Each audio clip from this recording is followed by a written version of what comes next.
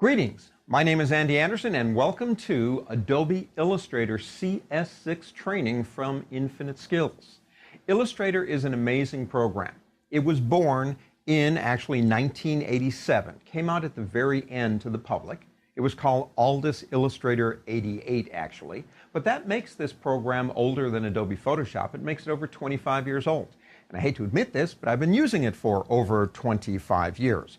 One of the biggest questions about Illustrator is why am I using it?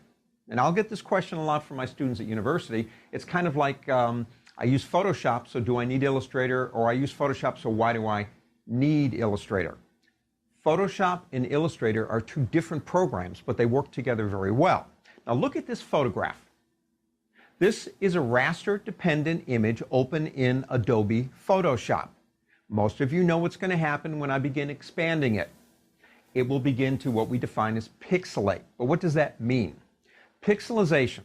Images are raster-based in Photoshop, and they are built of or made of bricks in a wall. The pixels, I call them bricks, same difference. As they get bigger, the human eye can then, at that point, visualize or resolve the pixels. And the brain goes, you were fooling me. You know, I thought that was a nice sunset or a beautiful flower, but it isn't, is it? It's bricks, and now I'm going to show you the bricks because they got big enough. And as it goes back down again, the human eye can no longer resolve the pixels, and we see the image because our mind is faked into thinking those images or all those bricks are all put together. So that's kind of what a resolution-dependent image looks like. Now, look at this one in Adobe Illustrator. This is a native image in Adobe Illustrator. And again, most of you probably know this. But as I begin enlarging the image, nothing happens except it gets bigger. Now why? Images in Adobe Illustrator are constructed of math, not bricks in a wall. They're alive. It is alive. And as we change the size of the image, the math constantly redraws to give us a new shape based on what we've decided to do when we decided to enlarge it.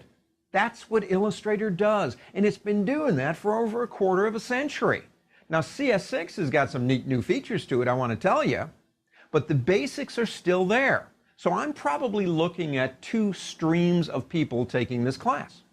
The first stream, I would say, would be people that are brand new. They've never used Illustrator, but they begin to realize it's something they probably need to get into, but it's not Photoshop. It's got a lot of different features, and it draws differently, so I need some help there. And we will do that in this essential class. But the other group, I would think, would be people like myself who have used it for a while, and they know some of the basics. So what I want to try to do here is, while giving basics, is also give you some tips and tricks on how you use the program. I'm a big believer in workflow. I like to do things more efficiently, so I have more time to sit out by the pond, I suppose, and count the koi in the koi pond. The whole idea, though, is we can get faster, we can get better, and there are hidden tricks and tips in this program that you might not know. Mathematical tips that can help you draw shapes mathematically by clicking a couple of buttons instead of whipping out your calculators.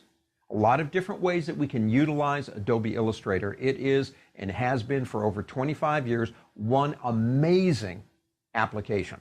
So I think I've said about enough in this introduction. I think we need to get started. What do you say?